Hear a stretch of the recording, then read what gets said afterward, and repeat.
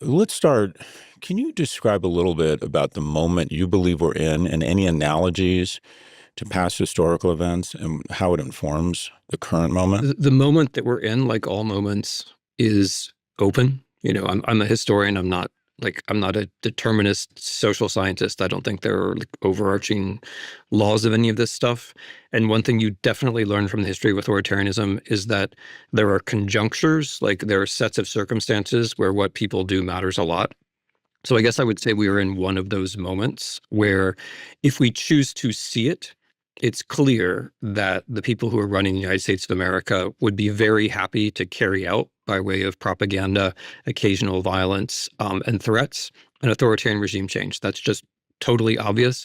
And the question is whether one chooses to see that and to make preparations and to react accordingly. The moment we're in is one where if we just let things go, we will get a change of kind of government, or we'll get a breakup of the republic as people try to change the government if we do nothing. But we're also facing people who can't take a punch, who are eminently beatable, and who are essentially counting on us to be fooled over and over again.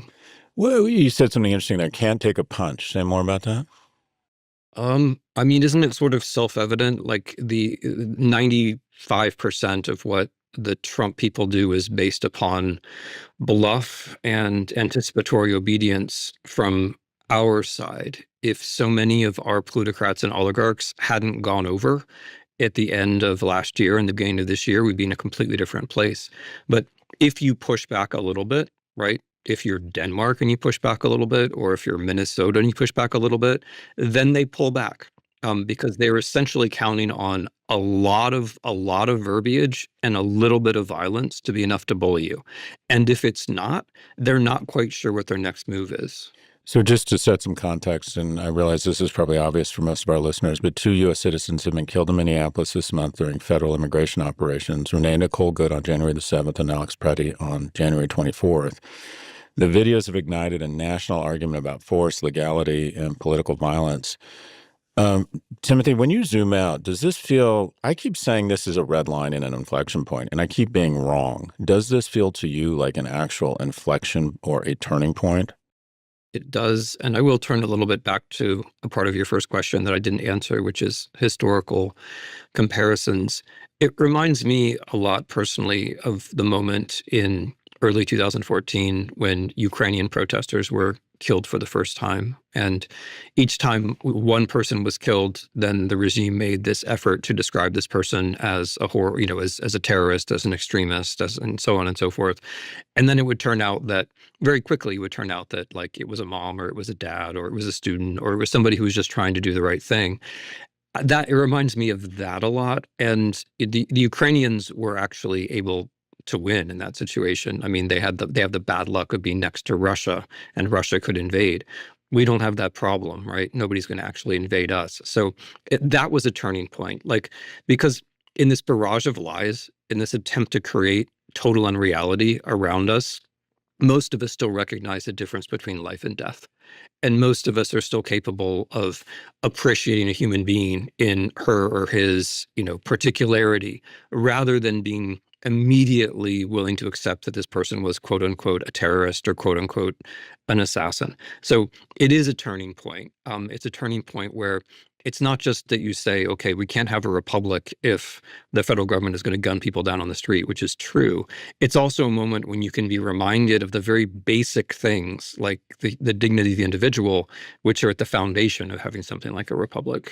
I thought of you in a specific moment, and I want to get your reaction or understand your reaction in the moment I'm thinking of, and that is when Secretary Noem immediately went on air and described Mr. Preddy as a domestic terrorist and said that he was there brandishing a weapon and there to massacre federal agents. And I remember thinking, it reminded me of the Orwell 1984 book, where something along the lines of said, and their final act was to ask us to not believe our eyes and ears.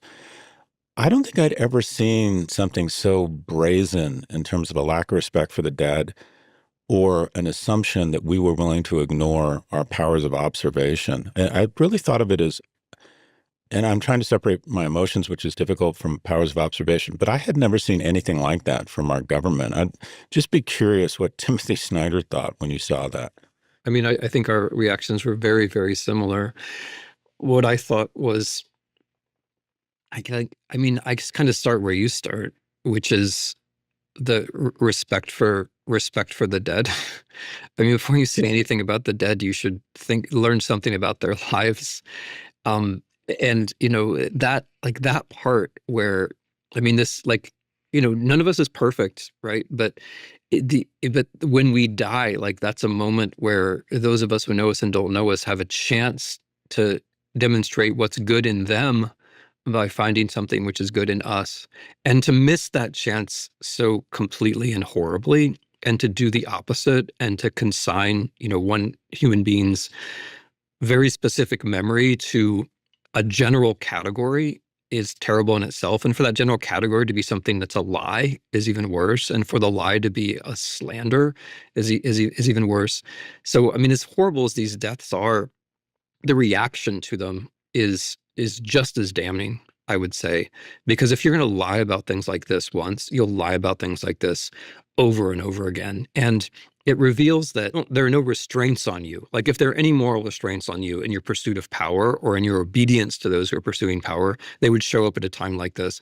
And if they don't show up now, they're just never going to show up. There's nothing which is going to cause you to be a decent human being if you can't be a decent human being when people under your orders kill someone. The thing that's different this time, or that I view as different, and I'm curious how you've tried to incorporate it into why this might be a different moment, is quite frankly technology, specifically cameras on phones. And that is, if we didn't have video footage of both of these deaths from multiple angles, I think the conversation or the opportunity for white space that might be filled by propaganda would be greater. And I'm wondering what your thoughts are about how this moment might be different because of the use and ubiquity of these camera phones. If you think back to the 70s and 80s of the last century, the end of communism, which is one of the focuses of my own research, you see that what the dissidents are trying to do is to answer big lies, not so much with big truths, but with little truths. So there's no longer the confidence that there's one big truth, but there is the confidence that we know our friends, we know our colleagues, we know the other people who are taking risks for us, and we can make a record. And they had to make a record using typewriters and mimeograph machines and the tools that were at their disposal. And they took incredible risks, basically just to type lists of people who had been arrested and to try to keep track of in which facility in the Gulag those people were sent. And then they went to prison for doing that. And I'm thinking about that just because my reaction is to say, we do have a technological advantage in this way, that we can create the small truths by way of camera shots from phones from all kinds of different angles. And those enough of those from enough people can then dissolve, or at least push back the attempt at a big lie. Because of course you've hit the nail on the head. If there was no evidence, and it was just like the word of a couple of citizens against the entire top of the federal government shamefully, slandering and defaming this man, then I'm afraid you're right that the conversation would then take a very different form. It would take an on the one hand, on the other hand form. And let me just take this occasion to note that although major media are getting better at this, there is still a worrisome tendency to start every story with conflicting accounts. And like, conflicting accounts is not news, like, that's like, conflicting accounts is like the atmosphere is made of air, or relationships are sometimes difficult. I mean, it's not news. Conflicting accounts are always there. What's news is what actually happened. And I mean, we're making some progress on this, but news outlets have to try to start from what actually happened, as opposed to the government has propaganda and we're going to repeat that propaganda and then we're going to admit there might be another version. You study authoritarian societies and governments, and it feels as if the Trump administration is definitely taking notes from the playbook of authoritarians. Can you speculate what may be happening behind the scenes in the Trump administration right now, as you have two different people, Secretary of State and the Vice President, it feels like jockeying to be kind of the heir to MAGA, if you will, at the same time trying to figure out if Secretary Noem should be the fall gal. Some Republican senators, it feels like for the first time, are actually kind of finding their backbone. I mean, it definitely feels like things are beginning to crack. A, do you agree with that? And B, if so, what does history tell us about what might be going on behind the scenes? Hmm.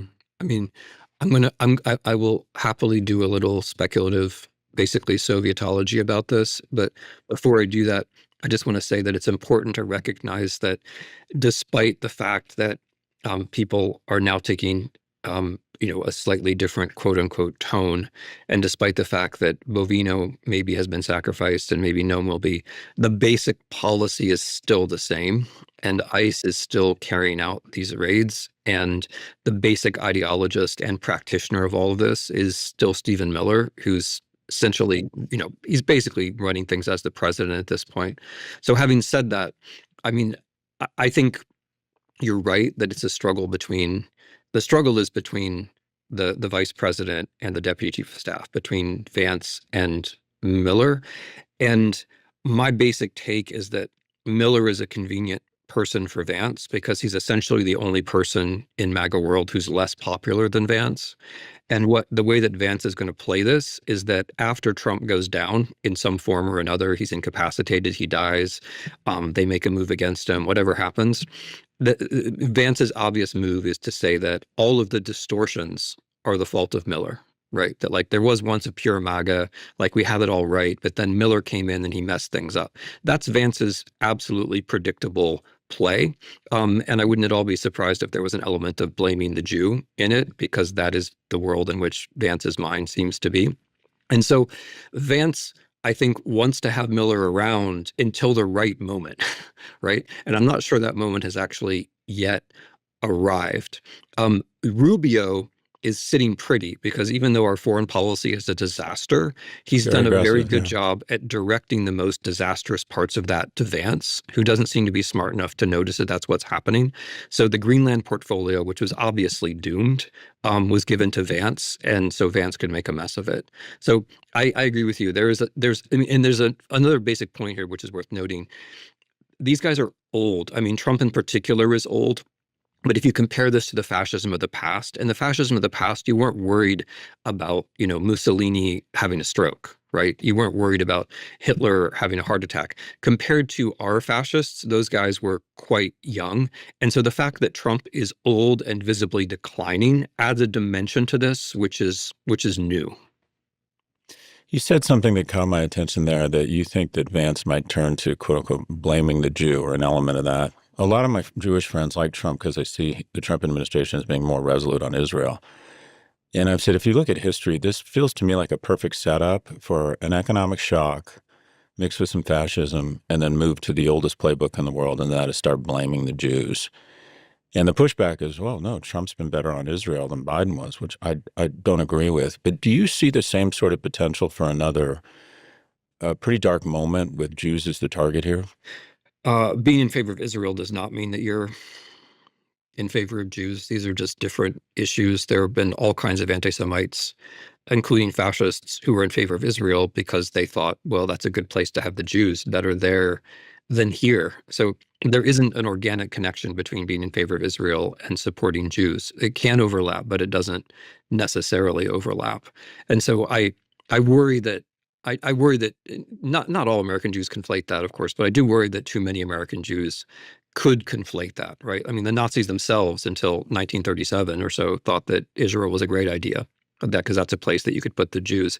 So like that, I mean, I'm not saying it's exactly the same. I'm just saying that history teaches us that being in favor of Israel is not the same thing as caring about the rights or the dignity of the Jews. And as far as this administration, I mean, I think they've been anti-Semitic from the get-go. I think the way they treated Zelensky in the Oval Office is basically impossible if Zelensky is not Jewish. It definitely had an element of making a circle around the Jewish guy and taunting him. And the whole thing against campuses, I mean, although it claims to be anti-Semitic, in my view, it's clearly anti-Semitic, because what it does is that it sets up this expectation, which the real anti-Semites immediately grasp, that the Jews are in charge.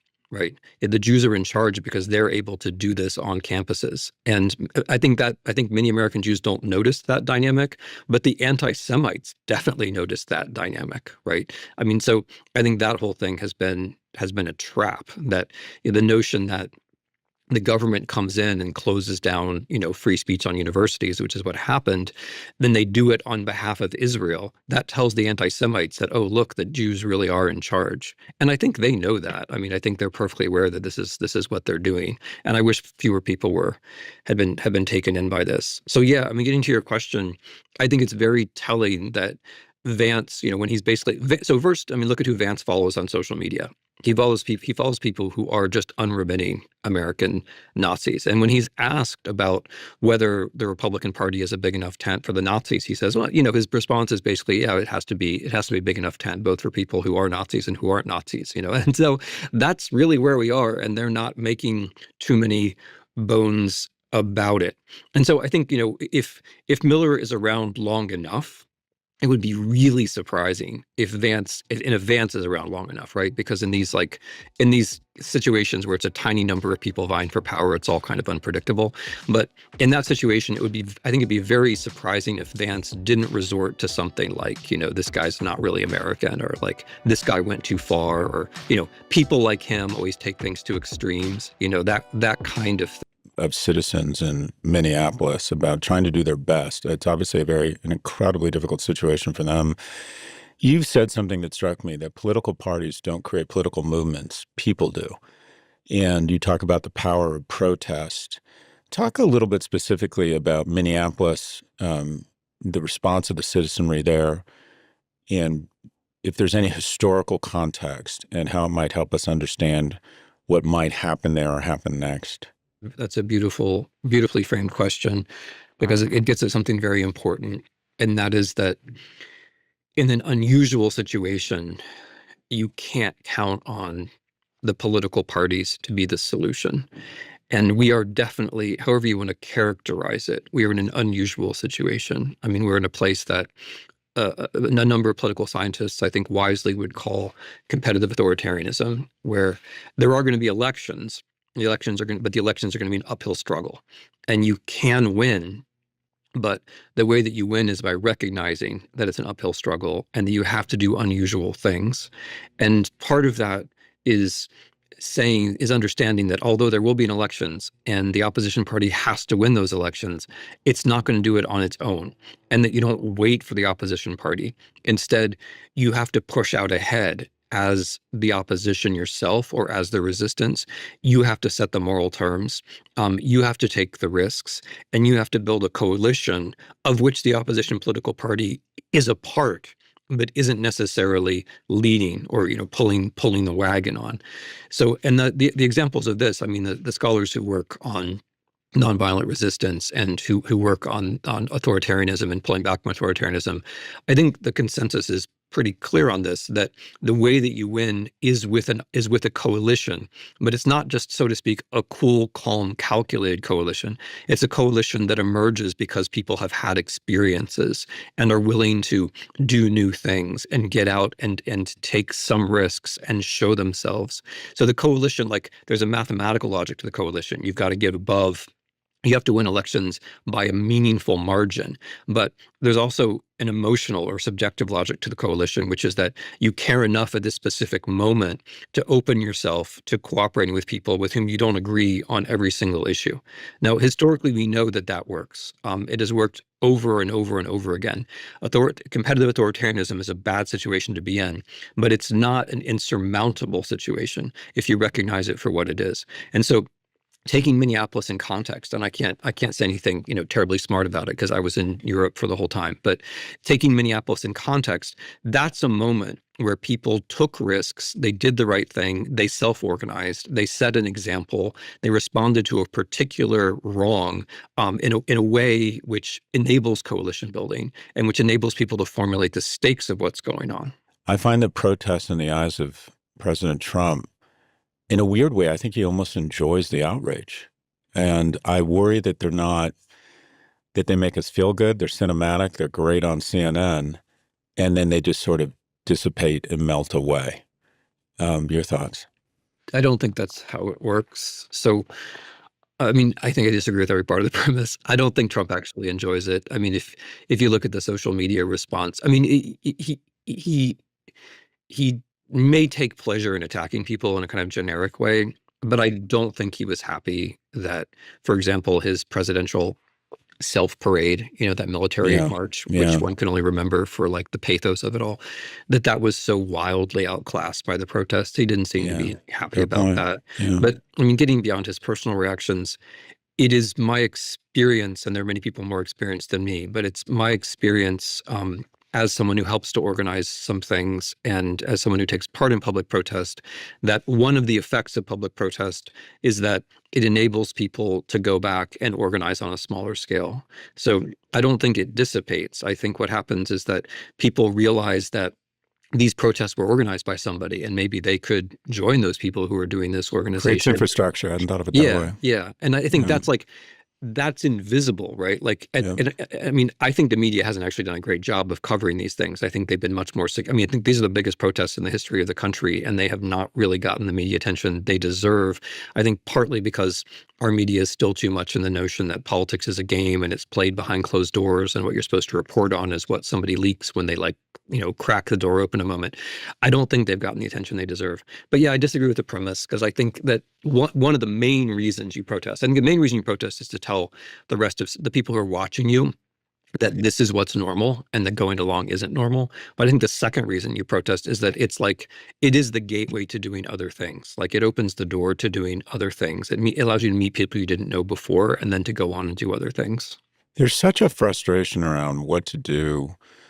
And if local officials or state officials from Minnesota call you, and as far as I know they have, or the federal government, specifically Democrats in the Senate, I think that they're getting a lot of calls that basically can be distilled down to, well, for God's sakes, do something or do more to push back.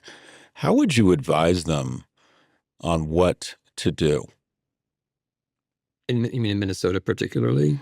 Or Governor Walz calls you, and then the head of the Senate Democratic Caucus calls you and says, we're absolutely outraged. And as a historian who's seen these things play out, what advice would you have for us? I mean, the main advice, it's a little bit different for Walz or for the Senate.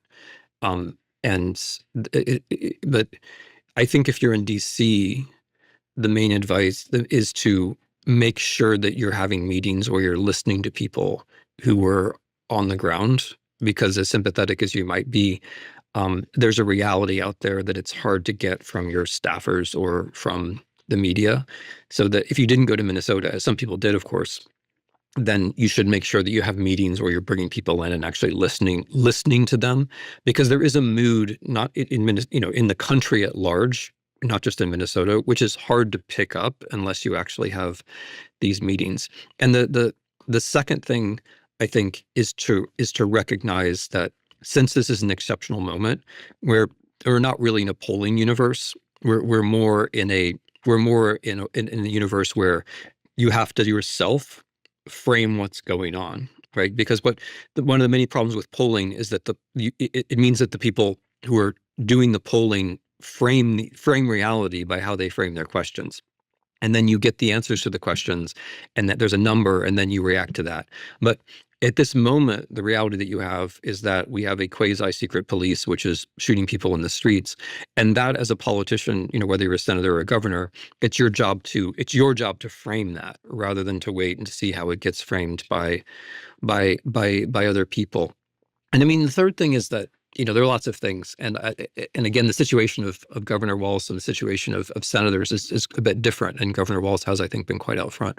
But the other thing is to think, you have to aim for a big victory in 26, 28, which affirms values, right? Like, you take this as an opportunity to talk about what you think is good and what you think is right and what you think the American Republic should be.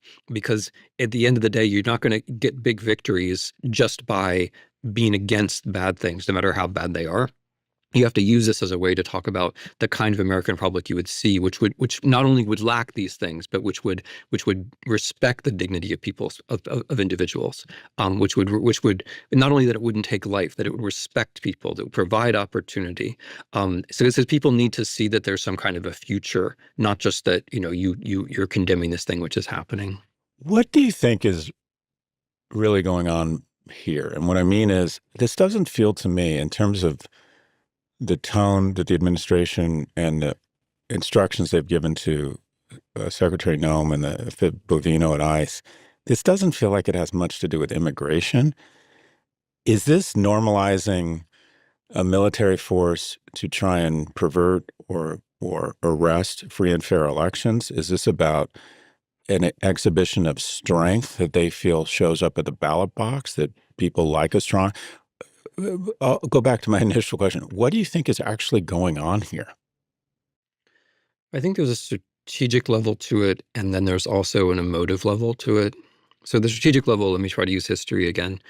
One of the problems that the Nazis had in the 30s was that there was no centralized police force. Germany in the 30s, a bit like the US today, was a federal system. And again, a bit like the US today, most policing was the responsibility of the states.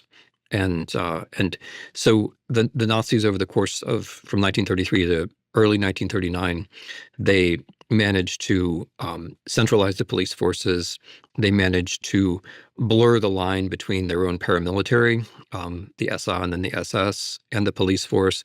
And then by early 1939, they had the whole thing under one command, where the SS and the SA had been merged with the regular police forces, and it was all centralized, and there was one pyramid of command. It's not that we're doing exactly the same thing. I just set that up as a kind of generic problem that you have. And the way that Trump is solving this problem is by treating ICE as a national police force. And this works because the problem of migration, they can say, is a problem which is everywhere. And so therefore there's a license for ICE to be everywhere, in every home, in every business, in every state. That's how they're jumping over this problem. They're treating immigration as a national issue, which could potentially, as far as they see it, quote unquote, justify having an ICE agent in everybody's bedroom, right? Because there could be anywhere there could be an immigrant.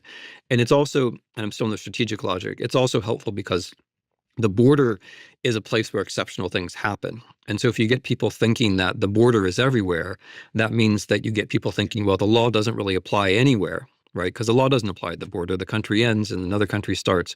And so if you can get people thinking that a border issue can be anywhere, then you can get people thinking that the law doesn't really apply anywhere. So that's the strategy. Okay. And I believe in that. But there's also an emotive level, which is that these guys do have a kind of they have a kind of push button video game logic going as well, which is that we want to do something quick and get quick gratification out of it.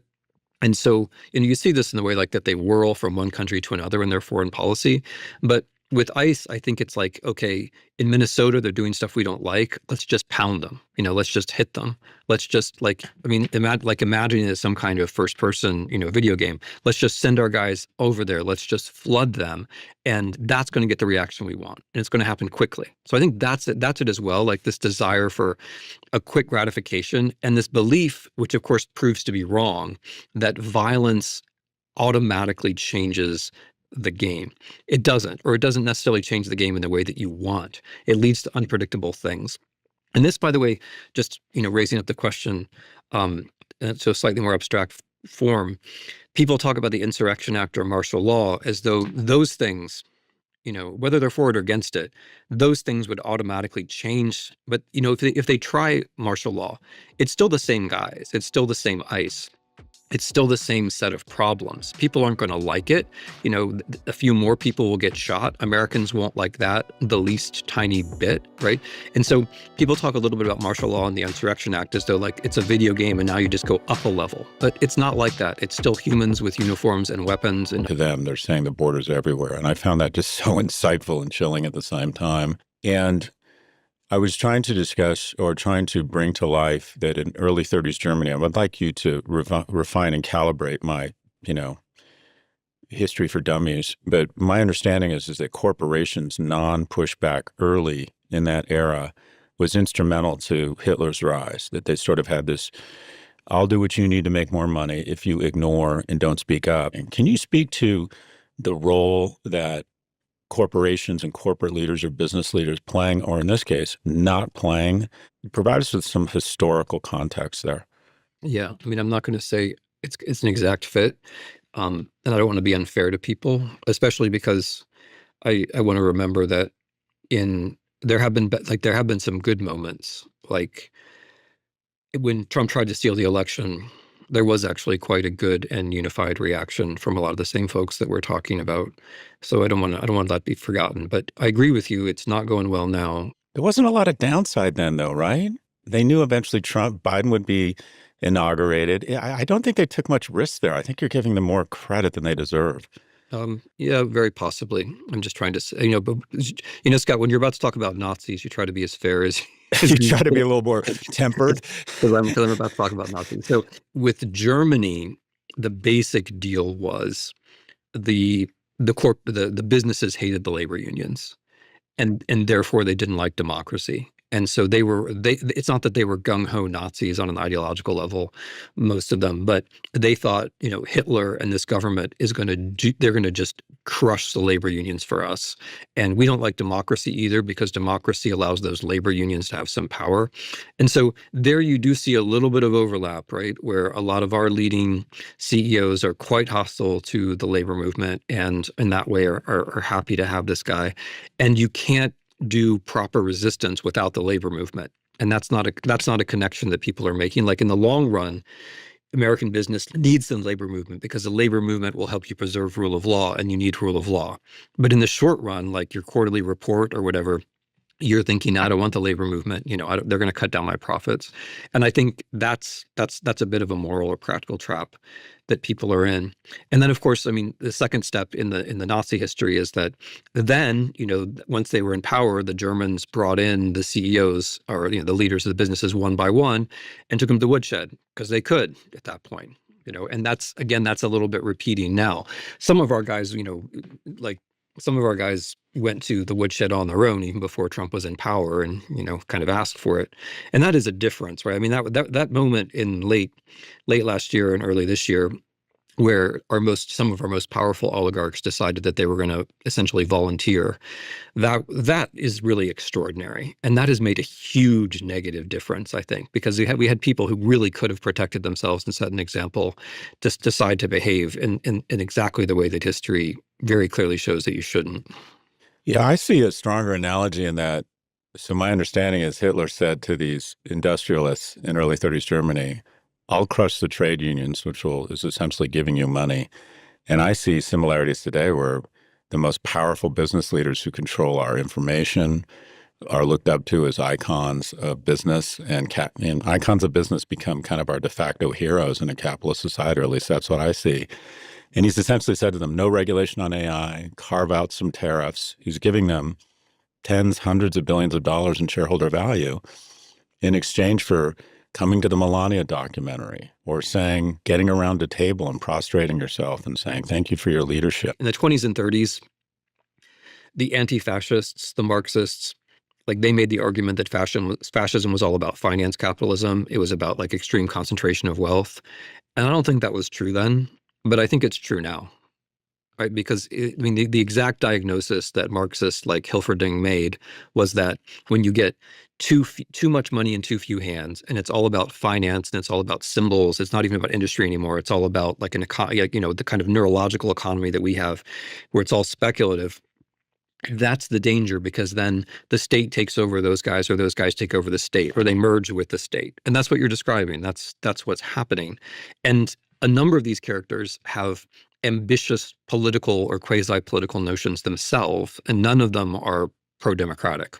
So I'm trying to I think anytime you have a movement, you always like to think what new technology might be helpful here. And the new technology, again, of camera phones is I think, a bit of a game changer. It definitely puts a wrinkle in all of this. What do you think of the idea? And I've been thinking a lot about this, and I'm actually starting to get involved in organizing. What do you think of the idea? My sense is Trump doesn't, where we've seen really quick political action on the part of Trump is not from a movement or from citizenship or citizenry. It's from markets. And that is, he immediately pulls back when the market goes down, the S&P goes down, or even the Japanese bond market, yields increase for fear that's about to happen to our treasury market. That's where I have seen him pull back, is when the market responds.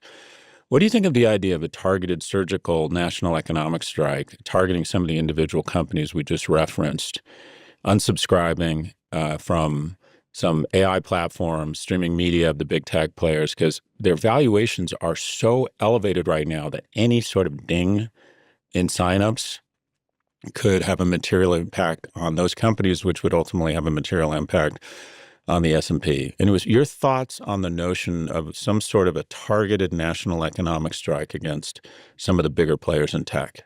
I think that's a good idea. I mean, I think it would have to be preceded, and probably some good people are already doing this, but I think it would have to be preceded by some kind of visual tool which rates companies and shows you exactly how they have been complicit. Because the danger is that if I call for a boycott of some tech companies and not others, then an immediate interpretation will be, well, I'm doing that on behalf of the ones that I'm not boycotting, right? And so you have to have some some bar graph, like something which shows, like a bar graph with footnotes, something which shows exactly what the companies that you're boycotting have done. So and there would have to be some, like, there are interesting investigations showing the connections between companies, for example, and ICE raids. And so you'd have to also evaluate, like, so Palantir is being used for ICE raids. So you'd have to evaluate, like, what exactly is the bad thing that you're measuring, and make that clear. I think that would have to be like real transparency and clarity about why you're doing what to whom. But yeah, I think that's a good idea. And I would take the idea more broadly too. If, like, I think they have to know that if they do anything that looks like stealing the election in November, that there'll be a general strike. They have to know that. Like, they have to know that if they do that, they're going to cave the economy. They have to know that there's going to be something coming if they do anything which is vaguely like trying to steal the election in November, because that has to be deterred. And I think you're right that the thing which gets attention domestically but also gets attention from them is the threat that, and you know what, it's a plausible threat because the dollar is weak. The stock market is a really bubbly, speculative, frothy sort of form. Our major trade partners have kind of had it with us. Like, they are really vulnerable on this score in general. I find all of this, we're of a similar generation, and when there's been political unrest in the past, although I don't think anything rivals this, at least in my lifetime, I've always been able to disassociate. And I'm, quite frankly, Timothy, I'm having a difficult time disassociating here. I find this emotionally and, mentally just very rattling. It is really upsetting. And I know a lot of my friends are physically upset by it.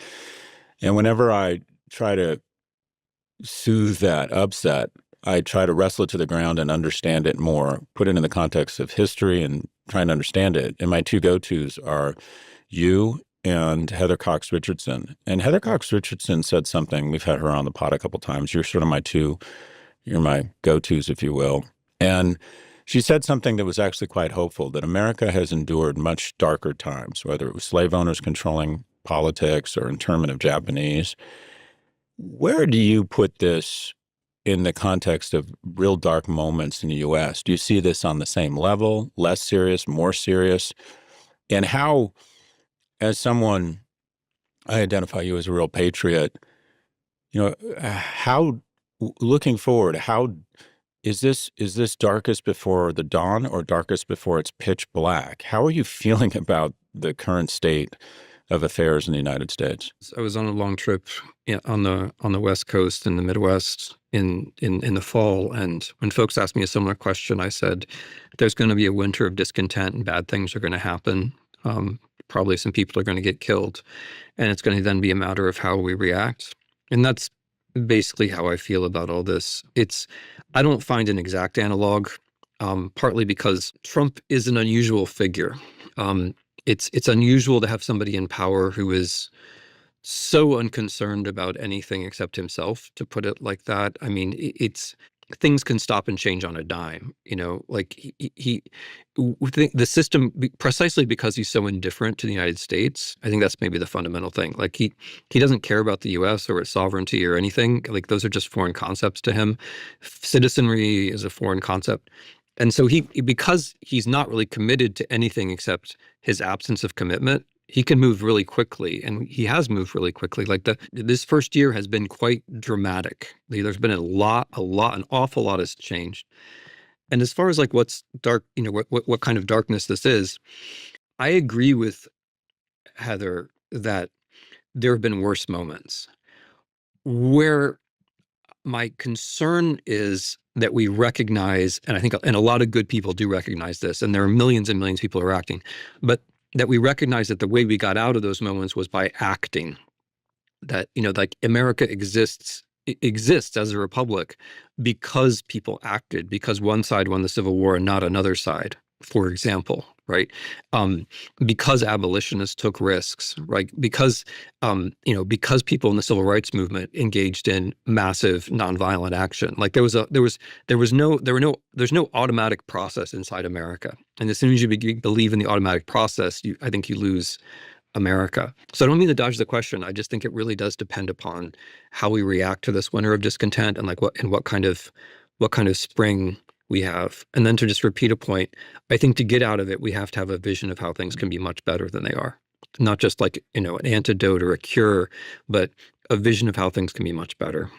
Well, as our last question, as I know you've been very generous with your time, and you need to hop. But let's be hopeful that this administration pays a price, and a new administration and people with different political views are very successful in 26, and the White House changes hands in 28. Do you think post that, in order to move on, do you think there needs to be some sort of reckoning or something resembling some sort of trials here? I'm going to just take advantage of that question to say something else Sure. before I say yes. Where we are now, it reveals some very fundamental problems that we were going to have to solve anyway.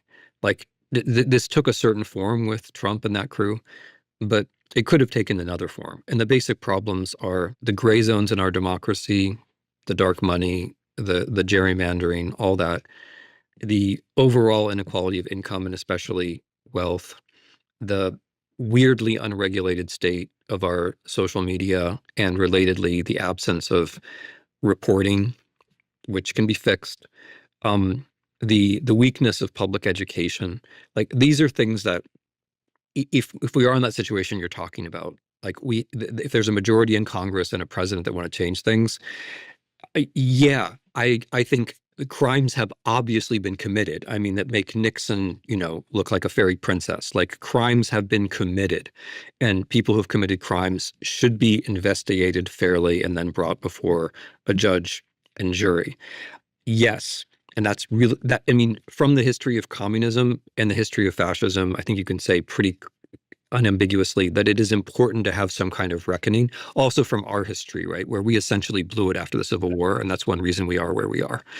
But that said, it's also, if there is such a moment, then in the first few weeks of that situation where there's a majority and a willing president, there has to be some really fundamental legislation about those issues that I described.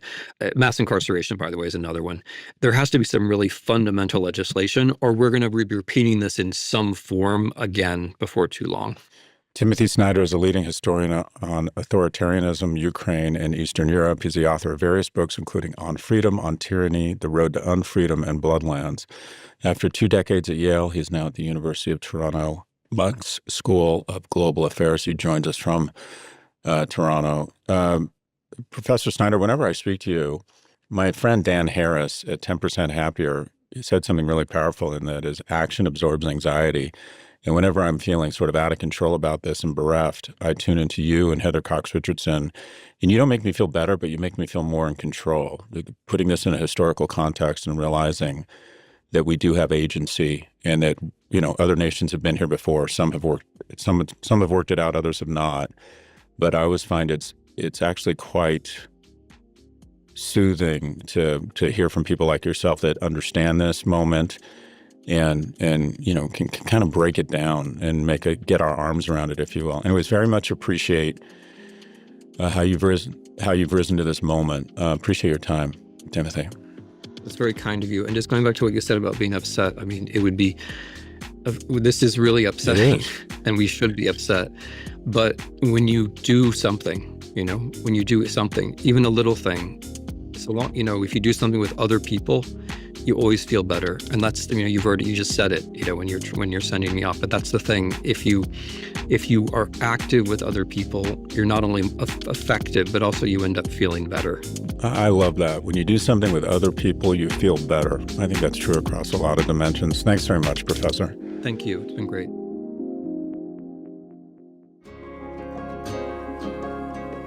Algebra of happiness, giving your parents comfort. How do you do that as you get older? One of the things I talk about in terms of being a man is adding surplus value. And that is, at some point, there's a lot of people born male that never become men. And that is, they take more tax revenue and more government services than they ever provide back in the form of new jobs or taxes they pay. They absorb more love from partners than they get more from friendships than they provide, provide more. People notice their lives and they notice other people's lives, complain more than they absorb complaints. And something you can do that gives, in a strange way, your parents something that they would really treasure. And I didn't learn this until I was older. And I want you to think about this if you're a young adult. And that is, and I can say this as someone who's now raising young men, 18 and 15. It sounds weird, but when I can tell my kids aren't doing well sometimes, and I ask them what's going on. And most of the time they say nothing and they don't open up to me. And even as a young man, I never really went to my parents with my problems. And one time I came to my mom with a problem I was having. I was really heartbroken over this girl, and I asked her advice. And not only she gave me really good advice, but more important than the advice was I could tell it just was so rewarding for her that I would think as a young man to ask her for advice. And I remember when my mom was sick and dying, I called her and I said, I'm just so upset. And she said, well, what's it about? And I said, oh, I want to talk to you about it in person. And my mom was living in Vegas, and I was living with her from Sunday to Thursday. When I got there, we went out. That's an easy one. What are your thoughts, Greg? Well, we're not at AGI yet, so they're not smarter than us, especially as it relates to these kinds of decisions. I mean, for me, the fastest way to become irrelevant is to tell your boss that AI did it for you, or this is the recommendation of AI. In fact, at Section, we're pretty clear about that. We have zero tolerance, and people have said it in meetings. Well, this is what AI suggests. The job of AI is to get you ready to make the decision. And then you as a human has to make the decision. You have to own it and have conviction about whatever that recommendation or strategy decision is. So again, AI is your intern here. AI is not your management consultant. And if you offload to AI to make these kinds of decisions, then I think, frankly, you're not going to get a great decision anyway from AI. AI doesn't have the context. It doesn't have the real-time knowledge. Typically doesn't have all the kind of background information that you have. So you're not going to get a great strategy recommendation from an AI, in my opinion. And then second of all, we're not paying you to forward AI strategy recommendation. We're paying you to come up with one. So I think we're pretty clear on this one. Look, if you want to use AI, fine. To what extent you want to use AI is up to you. But at the end of the day, you're responsible for what you say. It's like saying, well, I know I was wrong and the ramifications were terrible, but Google said this. And it really is amazing. I'll get responses back from queries on AI, and I'll just immediately see like, wait, this isn't right. Can you double check this? What's interesting is it goes, oh, thank you, you're right. And I want to say, well, why didn't you get it right the first time? If you know if a second question, that's what I don't get. As intelligent as it is, it does admit it's wrong. It's not like many of our politicians. It doesn't double down and go, no, the S&P is down this year. Trust me. It's like, well, no. And they say, oh yeah, you're right. Thanks for checking. And it gives you the right information. But yeah, look, you put your name on it, you present something. It's on you to double check every source and every technology that's helped you get to that point. Yeah, as you know, Scott, we're raising capital Section, our Series B, and rather than ask AI to do the Series B deck, which I could have done, but again, I would have got a very generic, not tuned fundraising deck. What I did is, we did the deck, the humans did the deck, and then because you told me that the deck was too Canadian, that I wasn't being, ambitious enough, I asked AI to take the Canadianness out of our Series B fundraising deck, and that's a great use case for AI, and it did it well. So when you see the deck, you'll see that there's no Canadianness in it, thanks to AI. Greg Shove is the CEO of Section, a company that helps deploy AI for enterprises, and a good friend for 30 years. Greg, very much appreciate your time today. Thank you, Scott. Anyways, if you'd like to submit a question for next time, you can send a voice recording to officehours@profgmedia.com. Thoughts? Yeah, I think we've got a couple more years to find out how this is going to end, meaning these evaluations have been driven by an assumption that the independent AI companies, and I would specifically focus on OpenAI and Anthropic, can actually generate at least a hope of profitable revenue. They've got revenue now. Can they show even a hope of profitable revenue in a couple, 3 years? I kind of feel these companies, Scott, those two in particular, right? The whole we're heading to AGI, give us bucket loads of cash pitch has worked. Both those companies just closed new rounds of capital, and I feel like they can do it one or two more times, which seems like 2 to 3 more years of runway. At which point the whole thing starts to collapse under its own weight, and only the guys with the picks and shovels actually made money. So the data centers, the chips, the energy, but we've got to get to a place where we can see some revenue that might have some margin. I agree. It's pretty striking. There's just 4 big tech stocks, NVIDIA, Microsoft, Meta, and Broadcom, account for 60% of the S&P's index total return so far this year. So the majority of the index's returns are driven by just 4 companies. And the S&P is up 2.6% this year, just based on NVIDIA. And in addition, it's not just the S&P. The S&P is becoming the global market. The Magnificent Seven make up over 20% of the MSCI All Country Index. So they're not only driving and dictating the returns in the S&P, they're driving and dictating the returns of just the global market. NVIDIA, Microsoft, and Apple each carry a heavier weight than all of China's stock market combined. Think about that. So those 3 companies, their movements are more influential and important than the entire Chinese stock market. And the premium here is pretty substantial. The S&P 500, I think, trades at about 23.5 forward earnings. And if you take away those 4 mega cap stocks, the multiple falls to 19.4. And if someone were to tell us, and I'm curious what you think of this thesis, Greg, that in 6 months, we know that there'd been a crash in the markets, that there had been a global sell-off, and we were asked to guess what it would be. It would be fun to catastrophize a civil war or an outbreak of war. Article 5 triggered because of attack drones coming from Russia in Romania and Poland. I think the most obvious explanation would be one to be kind of more boring, and that is a series of big corporations, traditional corporations, announced in their earnings calls that they were dramatically scaling back their investments in AI, that their investments had not shown the ROI they'd hoped for. You'd see NVIDIA crash, and then you just see this ripple effect all the way through the S&P AI supply chain, and people just don't realize how dramatic it is. Most recently, you had a 38% one-day gain in Oracle, which made Larry Ellison the richest person in the world. He increased his wealth by about $120 billion in one day. And this was driven off of an announcement that OpenAI was committing to spend, get this, $300 billion to rent compute from Oracle over 5 years. So when OpenAI looks at its consumer behavior and its business, it is so confident in its business that it is committed to a contract that will obligate it to pay $60 billion a year for the next 5 years off a company that's currently doing $10 billion a year. So the expectation of this market is just so incredible that any kind of flaw, I mean, this isn't priced to perfection, it's priced to insanely perfect. Yeah, I agree, Scott. I don't think investors realize how fragile these businesses are. I mean, just look at the last couple of weeks, right? Anthropic settled one class action publisher lawsuit and had to use 10% of the capital they just raised, $1.5 billion out of a $13 billion round. They had to pay out just to settle one lawsuit, right? XAI just laid off 500 people this past week because they realized the way they were training their AI models didn't work as they had planned. Zuck's pays $14.5 billion to get one CEO, Alexander Wang from Scale, to help him recruit other AI researchers. These companies have faced unprecedented challenges. They have no idea what they're doing.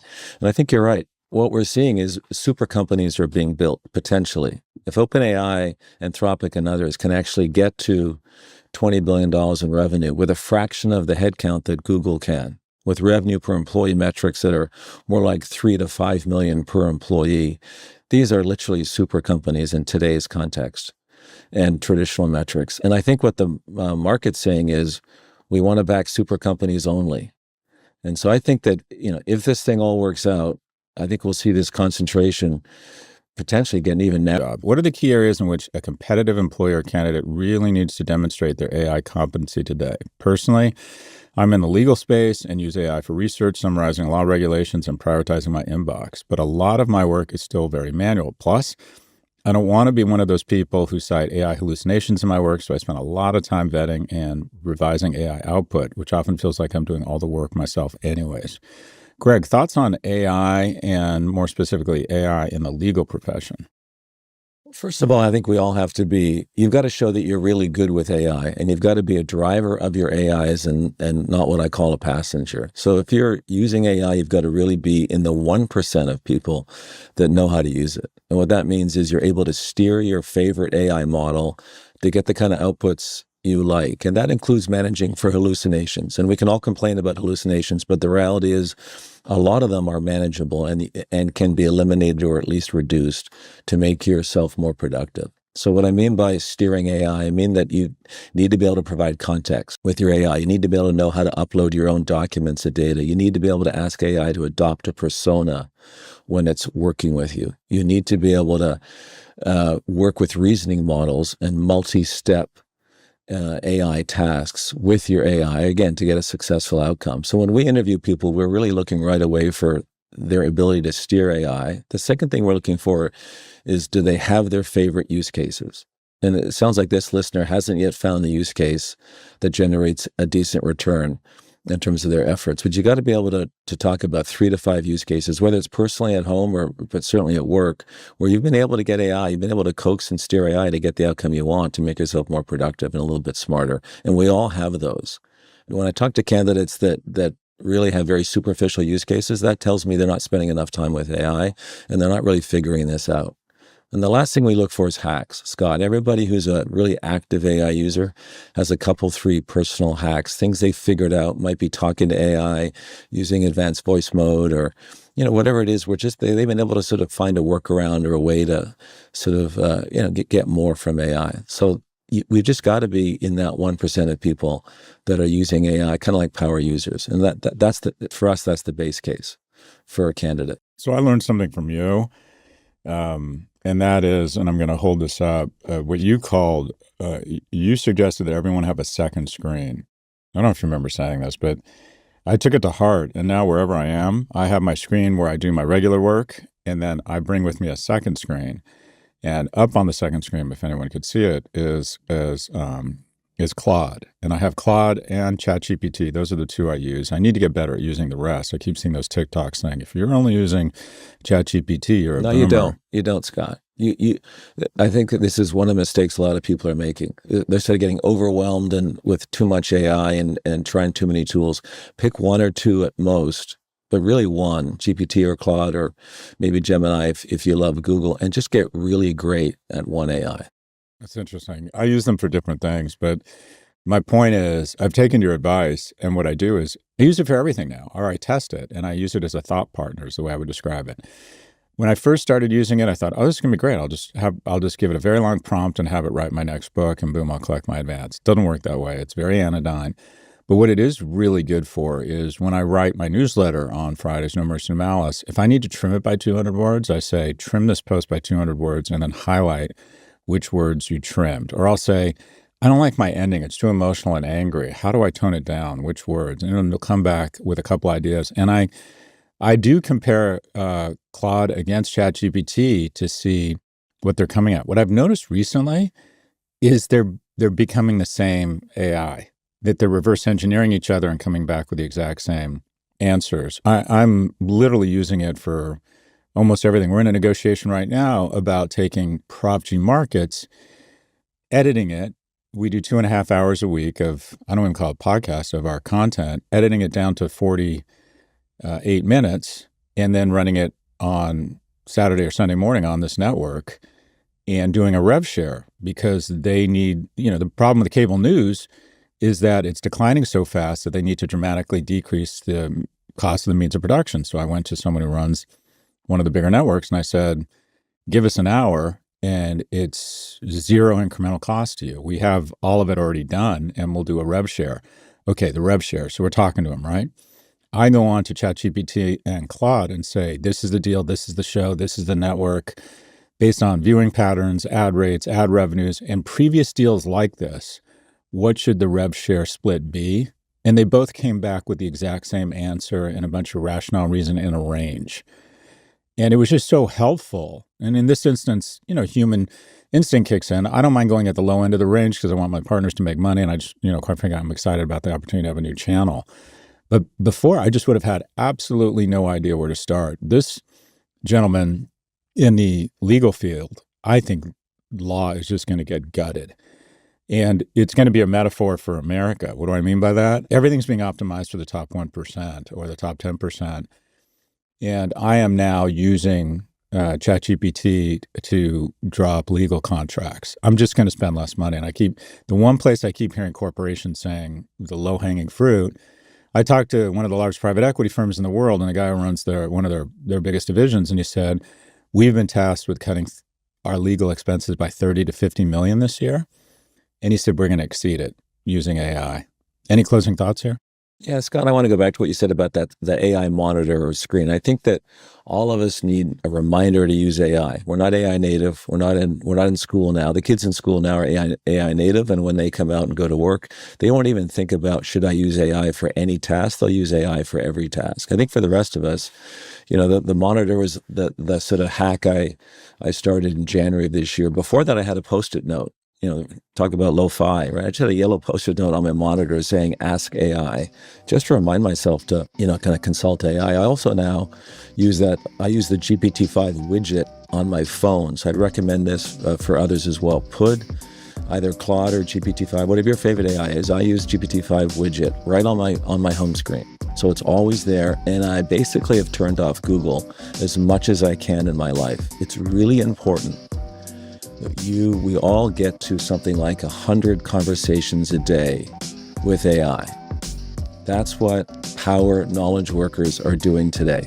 And in some cases, hundreds. And I'm not talking about talking to your AI companion. I'm talking about, when you're at work, lots of conversations for all kinds of questions with AI. You gotta kind of jump over from Google into this world. That being said, my question is related to what I think is very much a common theme in your assessment on a variety of topics, and that is the generational loss of reasoning and critical thinking skills. In this coming age of AI, how can we continue to raise children that can think critically and reason on their own? I'll repeat the last part of the question. In this coming age of AI, how can we continue to raise children that can think critically and reason on their own? Greg, what are your thoughts?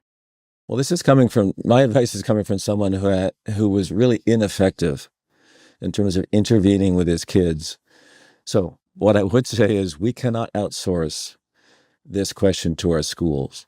Really, that's the advice here, which is we do, as challenging as it can be, have to intervene, I think, in this moment with our kids. In that, I think most schools, from middle schools up to colleges, are really struggling right now in terms of how they should talk about AI, how they should use it in the classroom, and so what the road ahead looks like. They'll eventually sort it out, presumably. But until that happens, I think we as parents are going to have to get pretty hands-on with our kids in terms of how they should be using AI. We're going to have to be quite explicit around using AI as a thinking partner, not an outcome partner. And kids are going to want to use it as an outcome partner. They're just going to want to use it to get the damn paper or assignment done and submitted and get a good enough grade. That's the reality. Kids have always thought that way. So we're just going to have to talk to them about things like, show me the prompts. Did you fact check AI? Show me how you worked with AI to get this kind of outcome that you're going to submit. We're going to have to get hands on here for the next few years. Anyone who thinks that families have good parents. Yeah, I know you and Cindy. I know you're great parents. I'd like to think I'm a good parent. Aspire to be a great parent, but I think probably I'm just good.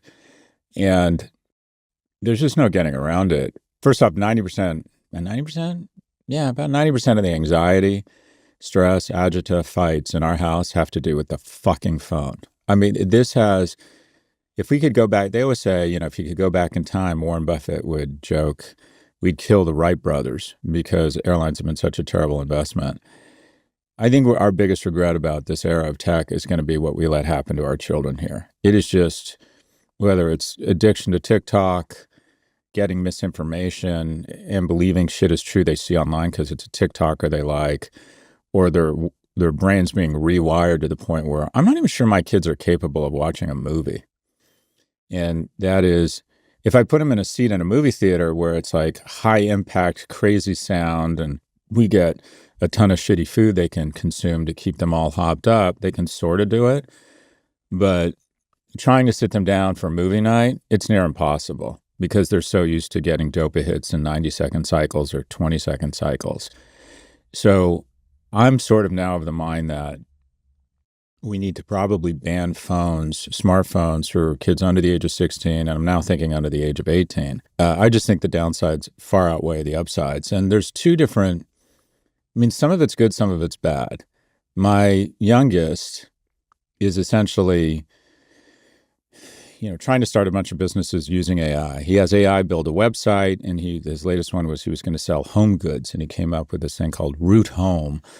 And it was this bad website. And then he asked AI, how do I drive traffic? How do I make money? And I can look at it and go, okay, this isn't going to work. But that sounds like some of your early e-commerce ventures, Scott. Yeah, that's exactly right. But I couldn't be more proud that my 14-year-old, now 15, is using AI to try and figure out how to build websites and make money. And I think I want him to be an AI-enabled warrior around this stuff. And it's just fantastic. At the same time, AI is being weaponized by these social media platforms to keep him occasionally on his side like he's in the midst of a gigantic heroin trip, staring at his phone, just this bed rot. So I'm of two minds about it, and that is, I think kids should pretty early learn how to use AI such that the same way we learned how to use calculators. At first, they didn't want remember that? They didn't want calculators in school. I remember in business school, they didn't want us, my first year in business school, they didn't want us using spell check because they thought it was unfair. And then they got their heads out of their asses and said, of course you should use technology to have better inputs and better deliverables. The admissions departments at universities are struggling with whether they should let kids use AI or not. And of course they will. I don't think there's going to be any way to not screen it out. Anyway, I'm of two minds of this, and that is you got to have competent kids. But if AI is being used to, quite frankly, to radicalize them, get them addicted to certain technologies, we've got to be more mindful there. And my advice to any parent, and I did not do this, absolutely prohibit social media and even a smartphone until probably age 16. I'm with Jonathan Haidt on this. There's certain downsides to that. You won't be able to communicate as easily with them. Anyway, your thoughts, Greg? Yeah, we're just back to the question. Just one last thought on this. Listen, I used to say to everybody, and I think this was sort of a meme. Are you mocking me? Are you saying I wasn't answering the question? No, I was just trying to... part of this? Is this what happens when you bring your friends on? No, I was just trying to help this listener out, dude. Listen, I think that we used to say, use AI for your first draft. I used to say this all the time to my team and said everyone I spoke to. And I think actually I've changed. This is a mistake. Yeah. I've changed my mind on this. It's not for drafting. It's for editing. Sorry, go ahead. Yeah, no, I agree. Like, I think starting with kids, we all need to struggle with that first draft, even just an outline. Just sit with it and try to think it through yourself. And then, frankly, you're going to have a much better conversation with AI anyway. So I think just that little bit of struggle doesn't have to be for hours. It just could be for 10, 15 minutes with whatever the problem is or whatever the question is. Ask your kids to do that first and then get to AI next. And then from there, have a good conversation with AI, learn how to use it, try to get a good outcome. But we've all got to struggle, I think, with the blank page a little bit more. That was great. Thanks, Greg. Greg Shove is the CEO of Section, a company that helps deploy AI for enterprises, and a good friend for 30 years. When it comes to your investment strategy, how are you incorporating AI into your investment strategy? What do you think the future of AI is really going to look like? Well, there's two types of companies, those who are great at AI and those who used to be in business. And so you've got to incorporate it into everything you do. Like with Cost Plus Drugs, we have a manufacturing plant in Dallas, Texas, that's cheaper than what they can manufacture in India and China, because it's all robotically and AI driven. It doesn't take many people, but more importantly, we can turn from one drug to the next in hours. And so the same type of concept applies to all businesses. Now, what's interesting, I know, Scott, you've talked a lot about this in terms of jobs and kids coming out of school. I think the big adjustment is that like my daughter goes to Vanderbilt and she's getting ready to graduate, and they all want to go work for a big company. And I keep on telling her that no, what's changing is big companies have the money and resources to train and implement AI and become more and more efficient.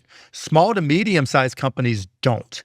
They need AI natives, not necessarily just to be prompters. That's not going to get you there, but to understand how agentic AI works, to understand how to integrate, to understand how to look at processes from the consumer's perspective and reinvent how you do things. And then the great unknown beyond that, which will open up more doors for kids coming out over the next few years, is robotics. Because right now, everything we know about AI is pretty much, it's multimodal, where you have pictures and text, but it doesn't really incorporate video at all. It's not training on video to understand what's happening in the world. You can't tell it, you have to tell it very discreetly, if somebody gets hit by this, it rolls, et cetera, et cetera. Whereas with robotics, they've got to capture video. I think this is where Elon is smart and ahead of the curve, and where robotics companies might supersede what we're seeing with the big AI companies. But think of it this way. Put aside humanoid robots. I don't think that's the future. But being able to tell a robot, clean the house, without giving discrete instructions, is what's going to happen, right? It's going to know, what socks go together. It's going to know how long to wash. It's going to know to look under the bed for dust for the kids. It's going to have to understand these things inherently because it's been trained on those things. Being trained on video and understanding the rules of physics without having to be told, and having some common sense and context because you're seeing it all, reduces latency, makes it smarter. And imagine that, that approach relative to a chat GPT. Which are you going to use, right? It's great to get text-based information back and pictures-based, right? And allow it to create fun videos and all that. But in terms of helping your business or changing your life, I think we'll take it to the point where homes will be redesigned, to become more efficient, because now it's designed for people to do all the tasks. But if your washing machine is designed to be run by, a robot that looks more like a spider or whatever they come up with because it's been optimized to fit, the game has changed, and we can talk differently about building homes and connecting homes, all kinds of stuff. Now, parallel to that, we've got the ultimate war between all the AI companies. You've got Meta, you've got Google, you've got ChatGPT, you've got XAI with Grok, you've got Perplexity, you've got Claude and Anthropic. All of them want to be the winner. Not all of them will be the primary destination when people download their first AI app. And so how deep will the ability to be financially successful and have that network effect, will it go? Will it just be one? Will it be 2, 3, 4, 5? We don't know. But as we start to find out, that could be the delineator in the stock market with the Mag 7, right? Will they acquire each other? Will they go down swinging? Will they be the next IBMs from the 60s to the 2010s? It's not preordained the way we see it today. That's the way I believe. And you just look at these companies spending tens of billions of dollars a year, borrowing money beyond their cash flow because they believe it's a zero-sum game, kissing the ass of the administration because they have to. It's their fiduciary responsibility. So that's generally how I see everything. I think it reminds me of the early days of streaming. When we first started streaming, you had to download a TCP/IP client. You had to have an ISP subscription. You had to get, a piece of software. and then it all changed, and people don't even think twice about streaming. It's just there. We'll get into it, and it becomes comprehensive. It went from audio to video to 3D to AR, whatever. We'll see that type of generational change with AI as well. Yeah, I mean, you bring up the comparison to streaming. I think a lot of people are thinking of the comparison really just to the dot-com boom at large. And a lot of the dynamics you described there do feel at least similar. The idea that we all know that something's going to happen. You got Zuckerberg saying, we might piss away hundreds of billions of dollars, but ultimately super intelligence, it's too big of a fish to just not really go for it. So we're going to go for it anyway. So yeah, but it also portends, if we saw what happened when the dot-com bubble imploded, and a lot of people did get massively burned. Yeah, we don't know who AOL is. We don't know who Yahoo is, to create analogies.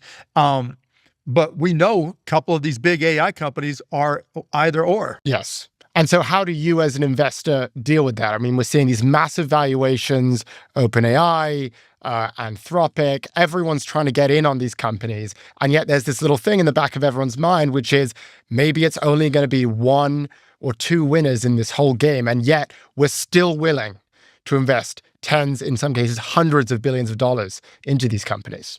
I still think you have to, right? You don't know who the winner's going to be. ChatGPT's in the lead, but Gemini's catching up with Nano Banano. It just came out of left field, right? And now all of a sudden it's just changed the dynamics of users using AI products. And so I still think you got to go all in. I don't think there's any issue there. And part of the issue is that there's just fewer places to put your money. Particularly in the public markets. When we took broadcast.com public in 1998, there were 8,500 public companies, plus all the pink sheets and everything else. Now there's, 5,000 maybe, and it's easier to deal with private equity than it is to go public. But to me, that's unfortunate because it doesn't create the liquidity for your employees or early investors. I mean, you can with early investors, but it doesn't, I always looked at going public as a way to reward our employees. And I think going back to, if I was the president again, I would create tax incentives for companies that rewarded all of their employees with a pari passu type ratio of stock rewards, whether it's warrants, restricted stock, absolute stock, whatever it may be, to income. So if the CEO gets $100,000 worth of stock and makes $1 million, that's 10%. The person working the front desk at the office who makes $40,000 gets 10%, $4,000. Because I think that's a path to income equality, because you have to increase people's asset base in order for them to have assets that appreciate and keep up. Because if you don't have assets that appreciate, you can't ever keep up. So it's kind of jumping around again, but I think AI is still where you invest. I think part of the reason is there's so much money coming in and there's no place else to put it. You don't see the mid caps, you don't see the Russell, you don't see them breaking out at the same, because between tariffs and the investment in AI.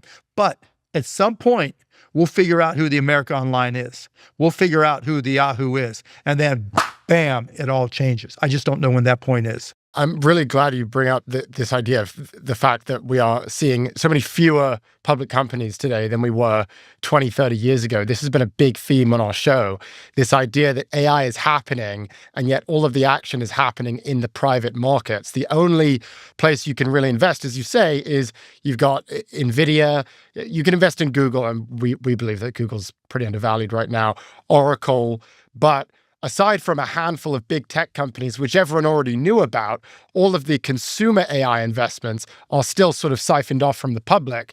It's been a big concern of ours. I'm wondering if it's a concern of yours, the idea that regular people can't get in on this stuff. I've been saying it for 2 decades, that there aren't enough public companies, whatever the latest technology is. People, employees and investors should be able to participate. I used to jump all over Gary Gensler because he made it so hard to go public. It should be easy to go public. Now, there should be strict reporting and auditing standards to make sure the numbers are real. But beyond that, it needs to be easier than it is now. And look, you give President Trump credit to do a 6-month instead of 3-month reporting cycle.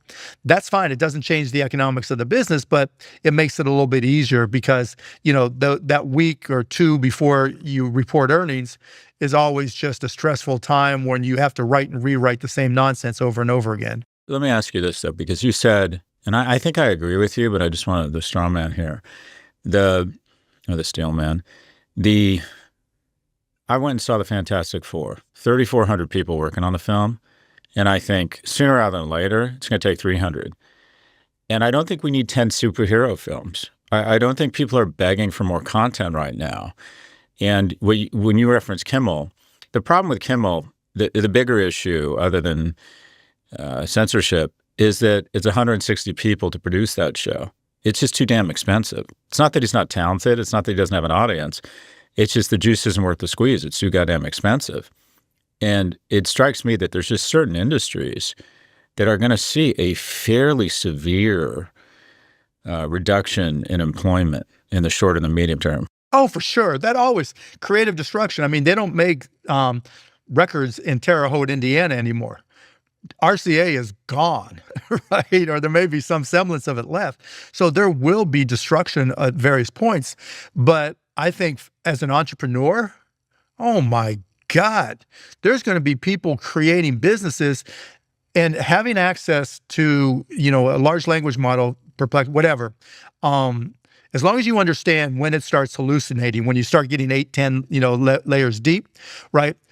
You have every business professor in the history of business professors at your disposal to put together your business plan, to review, to use Gemini research. That, like when I started my companies when I was 16 and 18, and I had to go sit in the library and read books to try to figure out all this stuff, Now it's like that. And it'll democratize business education. It'll democratize education in general. It's like when Andrew Carnegie built libraries around the country to try to democratize education. This is that to the millionth level. There's nothing a kid can't learn right now. And when you tell me that there's a tool that allows any child to learn anything they want within the constraints of self-harm and all that kind of stuff, right? But allowing a child to learn anything they want, nothing makes me more excited. Because if you believe that, the curiosity of a child can lead to, something we haven't even imagined yet. Like when I go talk to kids at school, one of the things I always do inevitably, when I say kids, I mean anywhere from 10 to 18. I point at the screen on the wall. I said, one day that didn't exist and someone came up with the idea. That chair you're sitting on, one day a chair looking like that didn't exist and someone came up with the idea. Everything you're wearing, everything you've seen that's not natural, someone came up with that idea. Now with AI and the access to everybody, literally, then that kid with that idea can get direction in exactly what to do. One thing that's been a concern for young people, though, is, this creative destruction, which is absolutely true. And what we always see with technology is it comes in, it tears up a bunch of jobs, and then some new jobs show up. But I think one of the big questions is, what do you do in the interim? And what we have found, and we've been discussing this study that came out recently, which found that there's been a reduction in job openings that are related to AI of 13%, specifically for young people. So AI is kind of taking your job, but more specifically, it's taking young people's jobs. And I think one of the big questions that we've been trying to get to the bottom to is, as a young person, you mentioned your daughter there at Vanderbilt, as a young person, how do you not get replaced by AI? If AI is so capable at all of these things, what are the kinds of skills that you double down on? Well, in order for AI to replace you, somebody has to know how to implement AI in order to replace you, right? And that happens in big businesses, like I alluded to earlier. But there are only 20,000 businesses in this country with more than 500 employees. That's it.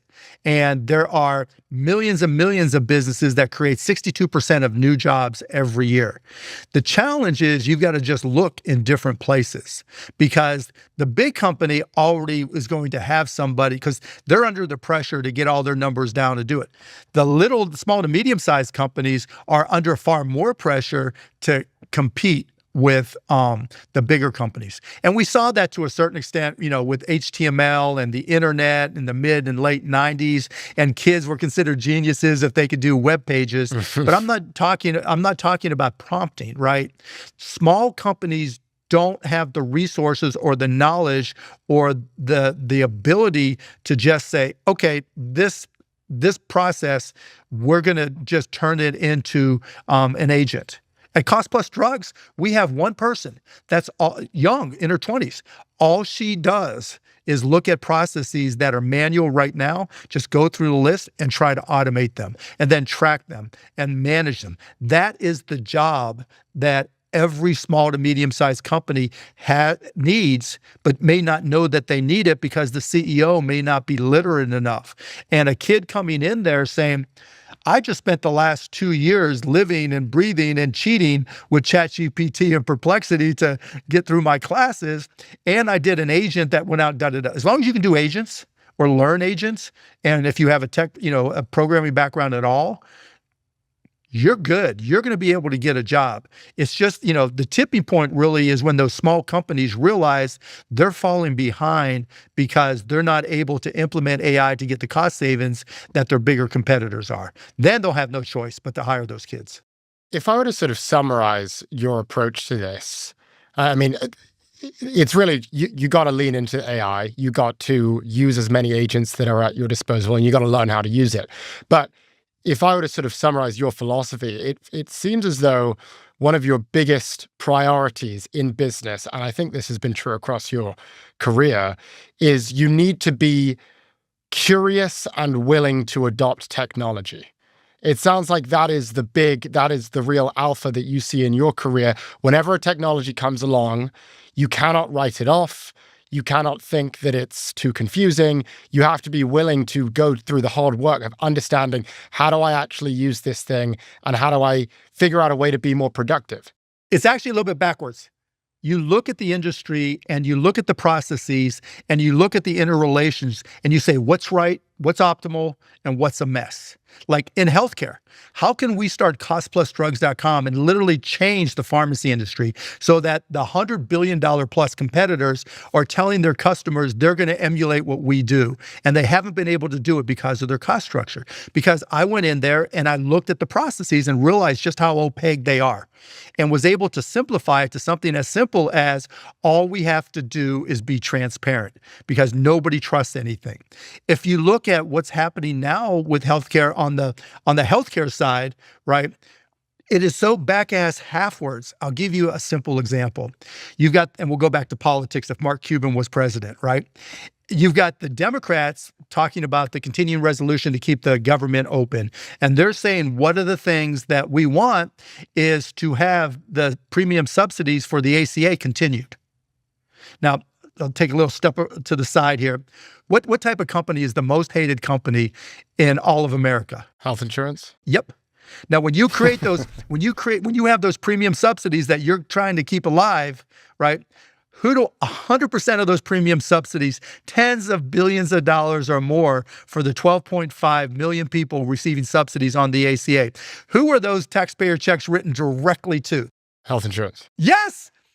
Now, why do health insurance companies love it and everybody hates them?